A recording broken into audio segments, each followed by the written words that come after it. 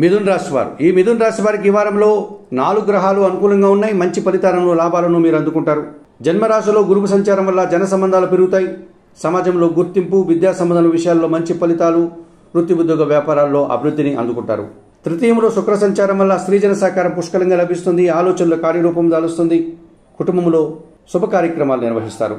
తృతీయంలో కేతువు సంచరిస్తున్నాడు. నిరాడంబరత, జన సహకారము, వృత్తి ఉద్యోగ వ్యాపారాల్లో మంచి అభివృద్ధిని, భగవంతుని ఆశీస్సుల్ని అందుకుంటారు. దశమంలో శని సంచరిస్తున్నాడు. వృత్తి ఉద్యోగ వ్యాపారాల్లో కష్టాన్ని ఎదుర్కొన్నప్పటికీ ఆ కష్టాన్ని తగిన ఫలితాన్ని అందుకుంటారు. పనివారి సహకారంతో కొన్ని కార్యక్రమాలు పూర్తి చేస్తారు. పంచమంలో బుధ సంచారం ఉంది. కుటుంబపరమైన అశాంతికి అవకాశం కనిపిస్తుంది. ఆర్థికపరమైన కొన్ని సమస్యలను ఎదుర్కొంటారు.